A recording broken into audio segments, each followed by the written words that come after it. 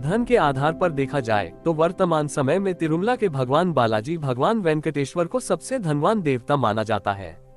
एक अनुमान के अनुसार मंदिर ट्रस्ट के पास लगभग 50,000 करोड़ रुपए से भी अधिक की संपत्ति है।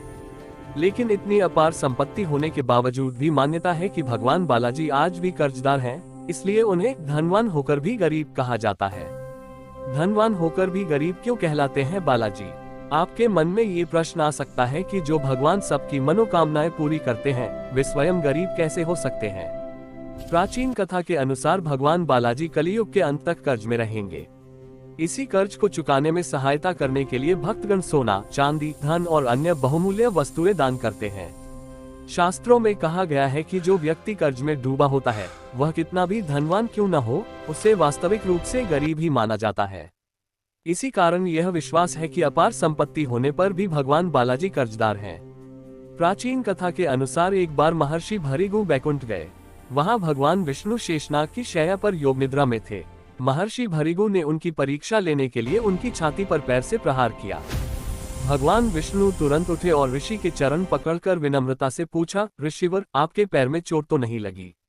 भगवान की इस सहनशीलता को देखकर महर्षि भृगु ने उन्हें सबसे श्रेष्ठ और सहनशील देवता घोषित किया।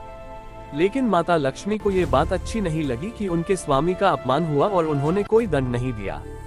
क्रोधित होकर देवी लक्ष्मी बैकुंठ छोड़कर पृथ्वी पर चली गईं। पृथ्वी पर देवी लक्ष्मी ने पद्मावती नाम की राजकुमारी के रूप में जन्म लिया। भगवान विष्णु भी उन्हें खोजते खोजते पृथ्वी पर आए और वेंकटेश्वर बालाजी का रूप धारण किया। जब उन्होंने पद्मावती को देखा तो उनसे विवाह का प्रस्ताव रखा, जिसे देवी ने स्वीकार कर लिया। लेकिन विवाह के लिए धन की आवश्यकता थी और उस समय भगवान के पास कोई संपत्ति नहीं थी। विवाह की व्यवस्था करने के लिए भगवान विष्णु ने भगवान शिव और ब्रह्मा को साक्षी बनाकर धन के देवता कुबेर से भारी धनराशि कर्ज के रूप में ली। उसी धन से भगवान वेंकटेश्वर और देवी पद्मावती का भव्य विवाह संपन्न हुआ। कुबेर से कर्ज लेते समय भगवान ने वचन दिया कि वे कलियुग के अंत तक पूरा कर्ज चुका देंगे और तब तक उसका ब्याज भी देते रहेंगे। इसी मान्यता के कारण भक्त बड़ी श्रद्धा से भगवान बालाजी को धन, सोना और आभूषण अर्पित करते हैं ताकि भगवान का कर्ज जल्दी समाप्त हो सके। भक्तों के इसी अटूट विश्वास और दान के कारण तिरुपति बालाजी मंदिर आज दुनिया के सबसे समृद्ध मंदिरों में से एक बन गया है।